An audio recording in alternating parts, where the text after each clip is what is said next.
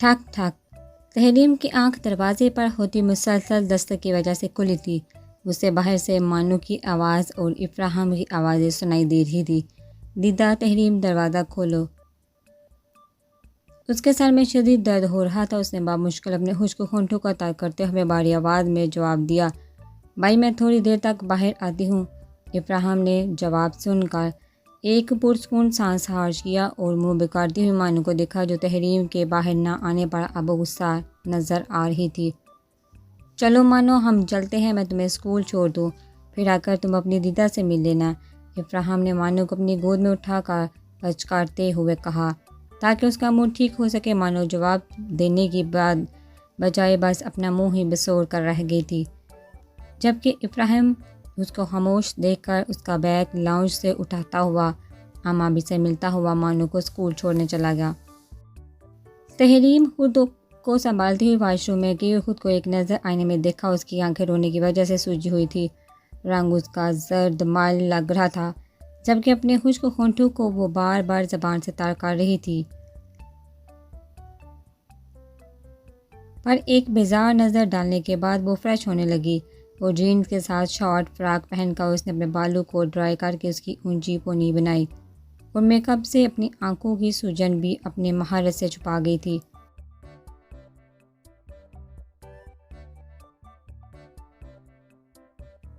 گلے میں مفلر ڈال کر اس نے ایک تنقیدی نگاہ خود پر ڈالی اور اپنا بیگ اٹھاتے ہوئے اسے یاد آیا کہ منہاج نے اسے 7 بجے آفس آنے کا بولا تھا۔ وہ ایک نظر 8 بجاتی گھڑی پر ڈالتی جنجلا کا باہر اور ڈائننگ ٹیبل سے پانی کا گلاس اٹھا کر ایک ہی سانس میں بھی کامیابی سے پیار لیتی ہوئی بنا ناشتے کی تیزی سے باہر چلی گئی۔ افراہم تو ابھی تک واپس نہیں آیا تھا اور اسی وجہ سے اس نے رکشے سے ہی آفس جانے کا سوچا۔ ابھی تک کل رات کی وجہ سے اس کا موڈ خراب تھا اور اب آفس لیٹ جانے کی وجہ سے اس کا موڈ مزید خراب ہو گیا تھا۔ اگر اپنی آنکھوں کو سلامت رکھنا چاہتے ہو تو دوبارہ مجھے پیچھے دیکھنے کی کوشش بھی مت کرنا، سرد آواز میں تحریم نے رکشہ چلاتے ہوئے آدمی سے کہا جو بار بار پیچھے مڑ کر اسے دیکھ رہا تھا۔ باجی میں کب آپ کو دیکھ رہا ہوں؟ رکشے والا بولا، بس یہی روک دو، میں آگے خود ہی چلی جاؤں گی۔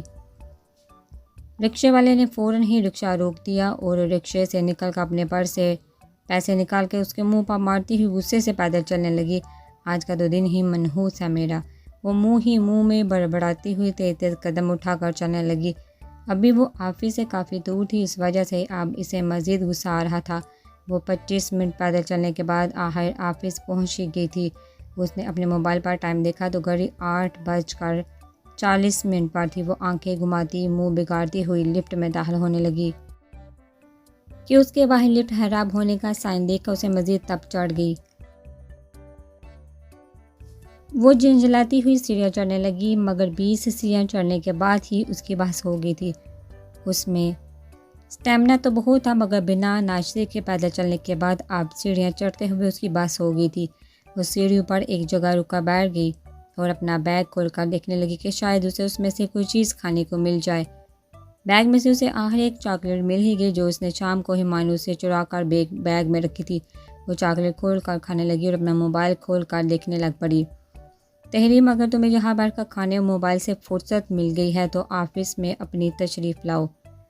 اپنے پیچھے سے اچانک منہاج کی آواز سن کر وہ دبا کر اٹھی اور اس کا موبائل اس کے ہاتھوں سے چھوٹ کر سیدھا زمین کو سلامی دے چکا تھا۔ تحریم نے آنکھیں پھیلا کر اپنے موبائل کو جلدی سے نیچے سے اٹھا کر دیکھا جس کی اسکرین بیچ میں سے ٹوٹ گئی تھی۔ اس نے موبائل کو چلا کر دیکھا تو وہ صحیح چل رہا تھا۔ آپ میں عقل بھی ہے یا نہیں؟ کوئی ایسے کسی کو پیچھے سے آ کر ڈراتا ہے؟ اور یہ دیکھیں آپ کی وجہ سے میرے موبائل کی اسکرین بھی ٹوٹ چکی ہے۔ تحریم منہاج کو دیکھتے ہوئے اس طرح کار بولی تھی۔ اس کا پارا جو ابھی ٹھنڈا ہوا ہی تھا اب وہ پارا ایک دم ہائی ہو چکا تھا۔ پہلی بات یہ بیٹھنے کی جگہ نہیں ہے جو تم یہاں بیٹھے مزے سے کھا پی رہی ہو، اور دوسری بات تمہارے ٹیبل پر میں نے کچھ خاص فائلز رکھوائی ہیں،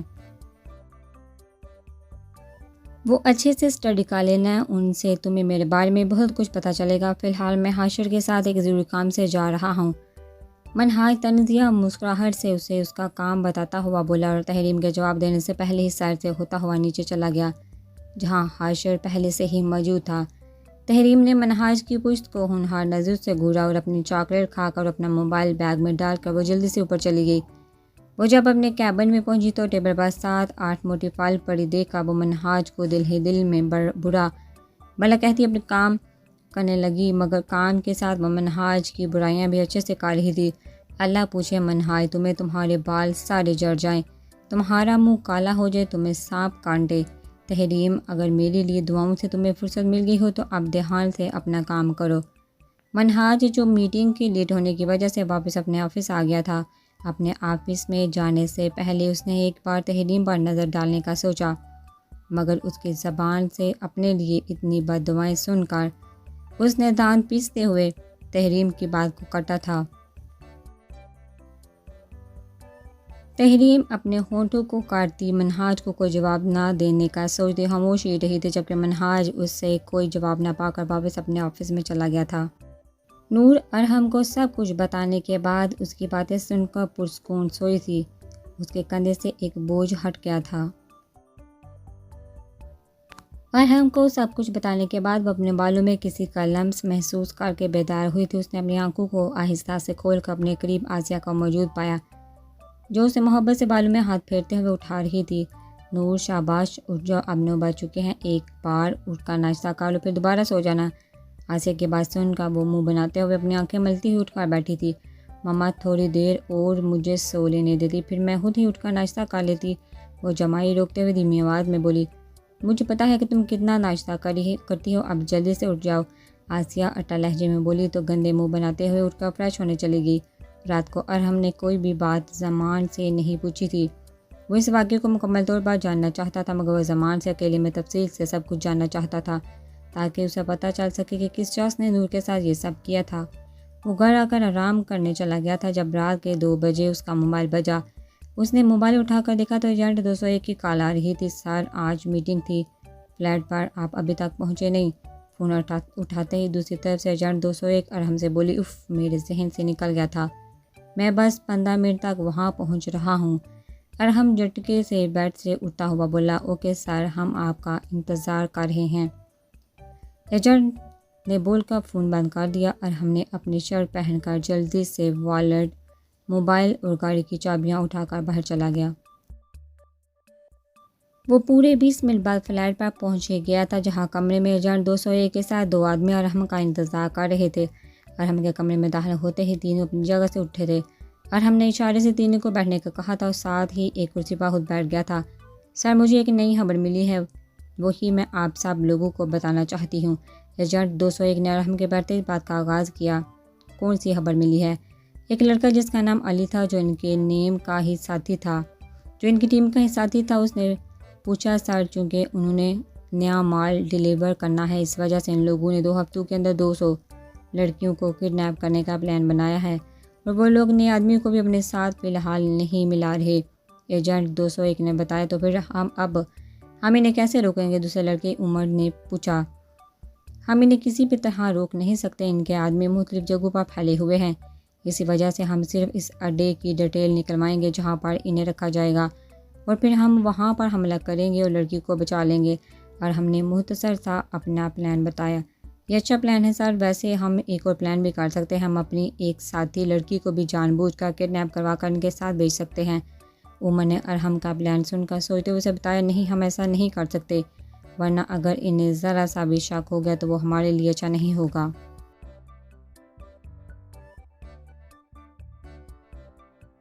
ارحم نے صاف انکار کرتے ہوئے کہا، تم جو کام کر رہی ہو وہ کرتی رہو، جیسے ہی تمہیں مزید معلومات ملے ہمیں اس سے آگاہ کرتی رہنا، اور یہ بتاؤ کیا ان لوگوں کو تم پر شک تو نہیں ہوا؟ ارحم ایجنٹ سے بولا، جو ان کے پلان سے متفق نظر آ رہی تھی، نہیں سر، انہیں مجھ پر کوئی شک نہیں ہوا، لیکن انہیں یہی لگتا ہے کہ ہم میں سے کسی نے اڈے کی معلومات کسی کو دی تھی، اور جیسے ہی مجھے کچھ پتہ چلے گا میں آپ کو بتا دوں گی۔ ایجنٹ نے ارحم کو جواب دیا تو وہ لوگ مزید کچھ اور باتیں ڈسکس کرنے لگے۔ تحریم نے پہلی فائل کھول کر دیکھی تو منہ بگاڑ کر اس کا ایک پیج پڑھنے کے بعد بیداری سے ارد گرد دیکھنے لگی، پھر کچھ سوچتے ہوئے ہونٹوں پر شرارتی مسکراہٹ سجائے کرسی سے اٹھی اور کیفے جا کر پہلے اپنے لیے کچھ کھانے کو لیا اور ایک عدد کافی منہاج کے لیے لے کر اپنے ہونٹوں پر پیاری سی مسکان سجا کر وہ اس کے آفس کی جانب بڑھ گئی۔ دماغ کے کوڑے چلاتی ہوئی وہ تیزی سے منہاج کو زج کرنے کے طریقے سوچ رہی تھی۔ وہ دروازہ ناکار کے اندر داخل ہونے ہی لگی تھی کہ اسی وقت تیزی سے منہاج باہر نکلا، جس سے تحریم کے ہاتھ میں پکڑا ہوا کافی کا سارا کپ منہاج کے آسمانی کرتے پاجامے کو خراب کر گیا۔ تحریم نے آنکھیں پھیلا کر اس اچانک آفات پر منہاج کی جانب دیکھا، جو غصے سے سر و چہرے کے ساتھ اپنے لب بینچ تک کھڑا اسے دیکھ رہا تھا۔ یہ آپ کی غلطی ہے، میں تو آپ ہی کے لیے کافی لائی تھی، وہ دھیمی آواز میں منمنائی۔ شٹ اپ جاہل لڑکی، میں نے تم سے مانگی تھی جو تم یہ لے کر میرے آفس گھس رہی ہو۔ بڑا شوق ہے تمہیں میرے کام کرنے کا، جاؤ جا کر نیچے حاشر کے پاس جاؤ اور اسے بتاؤ کہ اس کی جگہ تم میرے ساتھ جاؤ گی۔ وہ داڑھا تھا، سارے کام کرتے لوگ ان کی جانب متوجہ تھے۔ سبکی کے احساس سے تحریم کا چہرہ سرخ ہو چکا تھا۔ وہ جلدی سے منہاج کے آفس سے دور ہوتی، اپنا بیگ اٹھاتی، تیزی سے آفس سے نکلتی نیچے چلی گئی۔ منہاج اپنا غصہ ضبط کرتا، ایک نظر گھڑی پر ڈالتا، تیزی سے اپنے آفس میں موجود اضافی کپڑے بدل کر واپس نیچے گیا، جہاں حاشر اسے سوالیہ نظروں سے دیکھ رہا تھا۔ سر، تحریم نے بھی ہاں میں نے ہی کہا ہے، اور گارڈ کی ضرورت نہیں ہے، صرف میٹنگ کے لیے ہی جا رہے ہیں، اس وجہ سے گارڈ کو تم منع کر دو۔ منہاج حاشر کی بات کاٹ کر بولا اور گاڑی کا دروازہ کھول کر اندر بیٹھا، جہاں تحریم پہلے ہی بیٹھی اپنا رخ دوسری طرف موڑ سینڈوچ کھانے میں مصروف تھی۔ اب کیا تمہیں اتنا ٹائم بھی نہیں ملتا کہ تم گھر کھانا کھا سکو؟ منہاج نے ڈرائیور کے گاڑی چلاتے ہی تحریم سے ناگوار لہجے میں پوچھا، میرا منہ مت کھلوائیے، ورنہ اگر میں نے جواب دینا شروع کیا تو آپ نے پھر منہ چھپاتے پھرنا ہے۔ سینڈوچ کی آخری بائٹ کھاتے ہوئے تحریم نے لاپرواہی سے جواب دیا، مجھ سے دوبارہ ایسی بات کرنے کی کوشش بھی مت کرنا تحریم، ورنہ تمہارے لیے اچھا نہیں ہوگا۔ تحریم کے بازو کو دبوچ کر وہ دھیمی آواز میں غرایا، سچ کروا ہی ہوتا ہے مسٹر منہاج ابراہیم، اور یہ جانوروں کی طرح مجھے دبوچنے کی دوبارہ کوشش بھی مت کریے گا، ورنہ اپنا ہاتھ استعمال کرنا میں اچھے سے جانتی ہوں، پھر آپ اپنا سرخ چہرہ چھپاتے پھریں گے۔ تحریم زج کر دینے والی مسکراہٹ کے ساتھ تکلیف کو برداشت کرتی ہوئی بولتی، منہاج کو مزید تپ چڑھا گئی۔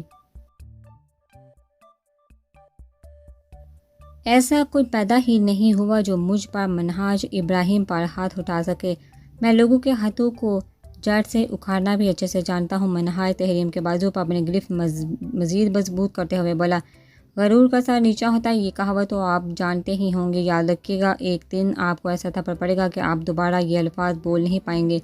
وہ زہرہن لہجے میں بولتی ہوئی منہاج کی گرفت سے زبردستی اپنا بازو آزاد کرتی ہوئی گاڑی کی ونڈو سے باہر دیکھنے لگی۔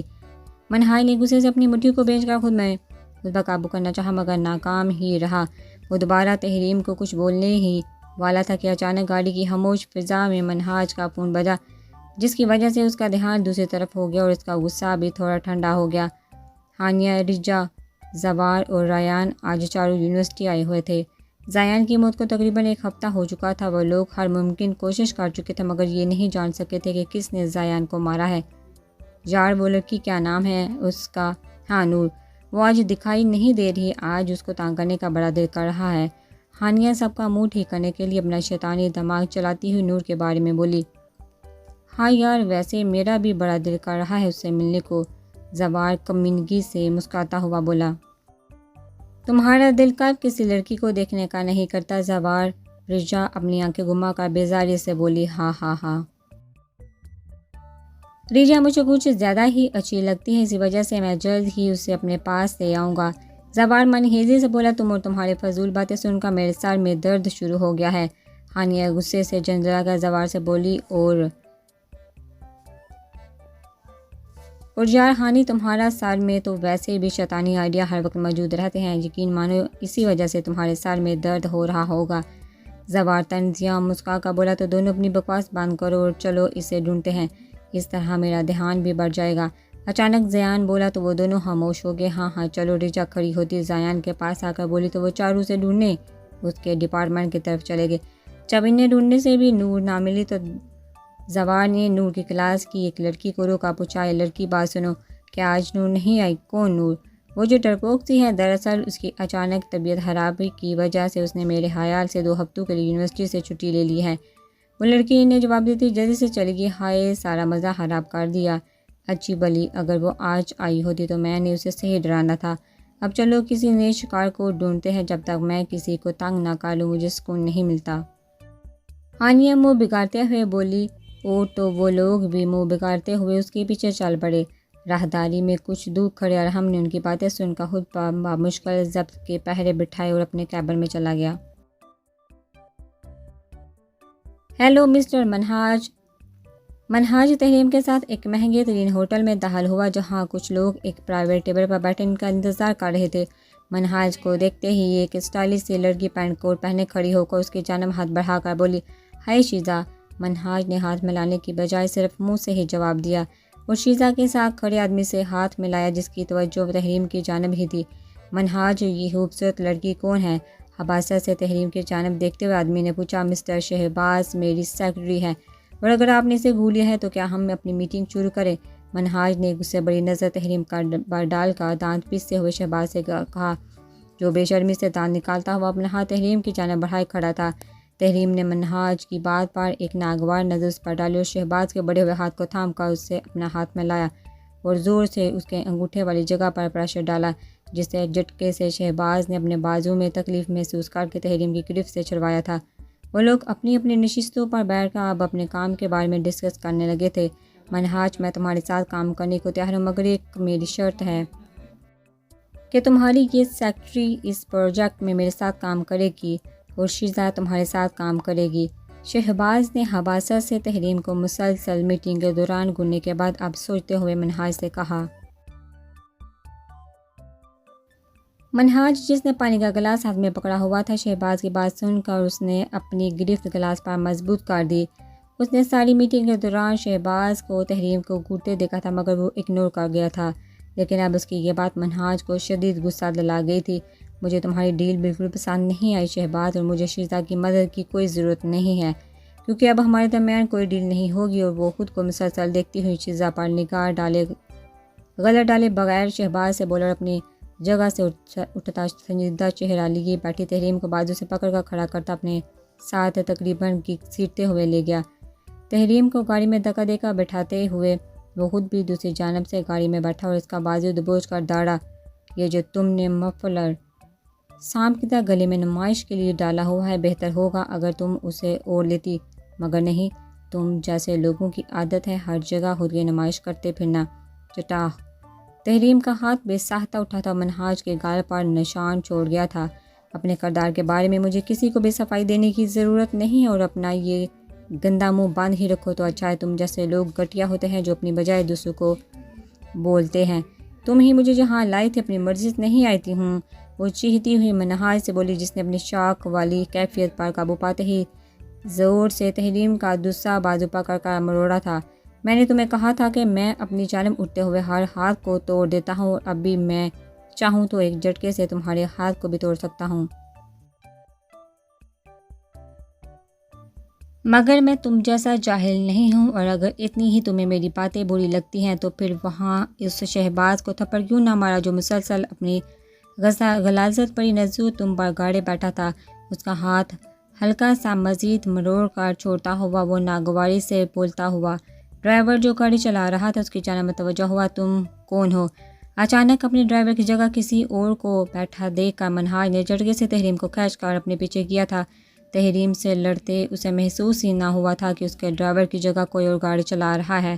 ہاں ہاں ہاں، یہ تمہارے لیے ایک تحفہ MNA حسین کی طرف سے، ڈرائیور نے گن نکالتے ہوئے منہاج کی طرف کرتے ہوئے کہا تو منہاج نے تیزی سے اپنی جیب سے گن نکال کر پہلے ہی اس کے سر پر رکھ دی تھی۔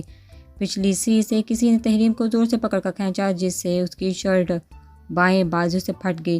منہاج نے تحریم کی پھٹی شرٹ دیکھ کر اپنی نظروں کا زاویہ اس کے پیچھے موجود شخص پر کیا، پھر کچھ سوچتے ہوئے منہاج نے تیزی سے گاڑی سے باہر ایک نظر دیکھا جہاں سنسان روڈ تھا، اور گاڑی کے دروازے کو ہلکا سا کھولا اور ڈرائیور کے سر پر گن مارتے ہوئے اس نے تحریم کے پیچھے موجود شخص کے سر پر بھی گولی مار کر جھٹکے سے تحریم کو اپنی جانب کھینچ کر وہ گاڑی سے کودا۔ یہ کام منہاج نے 1 منٹ میں کیا تھا کہ کوئی سمجھ نہ سکا کہ ہوا کیا ہے۔ ایمان کلب والے واقعے کے بعد اتنا ڈر گئی تھی کہ اس نے اس بارے میں شہوار کو بھی نہ بتایا تھا، بلکہ اس نے اپنے چھوٹے چھوٹے کپڑے الگ کر کے رکھ دیے تھے اور افراہم کے ڈر سے شارٹ کرتی اور پاجامہ ہی پہن کر پھر رہی تھی۔ اسے یہی ڈر تھا کہ افراہم اتنی سیکیورٹی کے بعد بھی کسی بھی طرح اس کے پاس پہنچ ہی جاتا ہے۔ اس وجہ سے وہ گھر سے باہر بھی نہیں نکل رہی تھی کیونکہ وہ جانتی تھی کہ افراہم جن کی طرح ہر جگہ اس پر نازر ہو جاتا تھا جہاں وہ جاتی تھی۔ اب وہ اپنے گھر کے لان میں بیٹھی ہوئی تھی جب اس کے پاس شہوار کا ایک دوست ذیشان آیا۔ ہیلو بیبی، تم جہاں اکیلی کیا کر رہی ہو؟ ایمان نے ناپسندیدہ نظروں سے اس بڈھے کی جانب دیکھا جو 40 سال کی عمر میں اسے شادی کرنا چاہتا تھا اور کوئی چھوڑی حرکت کرنے کا بھی موقع اپنے ہاتھ سے جانے نہیں دیتا تھا۔ آپ سے مطلب انکل ذیشان؟ وہ دانت کچکچاتی انکل پر ہاتھ زور دے کر بولی، ایک تو تم مجھے انکل بول کر سارا موڈ خراب کر دیتی ہو۔ ذیشان نے اپنا منہ بگاڑتے ہوئے کہا، اگر انکل آپ نہیں چاہتے کہ میں ڈیڈ سے بول کر آپ کی بڈھی ہڈیاں تڑواؤں اور فوراً اس سے پہلے یہاں سے رفو چکر ہو جائے۔ ایمان اپنی جگہ سے اٹھی اسے اچھی حادثے سناتے ہوئے اندر کی جانب بڑھنے لگی جب اس نے اپنے پیچھے سے ذیشان کی بات سنائی دی، تم دیکھنا جلد ہی میں شہوار سے بات کر لوں گا، پھر دیکھنا میں تمہاری زبان کو گدی سے کھینچ لوں گا اور تمہارا وہ حشر کروں گا کہ تم خود کو بھی پہچاننے سے انکار کر دو گی۔ وہ ذیشان کی بات کو نظر انداز کرتی ہوئی تیزی سے گھر کے اندر داخل ہو کر اپنے کمرے میں چلی گئی۔ اسے آگے ہی بڑی مشکلات تھی اور فی الحال وہ اس ذیشان نامی شخص کو اپنے سر پر سوار نہیں کرنا چاہتی تھی، اسی لیے وہ خاموشی سے آگے بڑھنا وہ اچھے سے اس کا منہ توڑ دیتی۔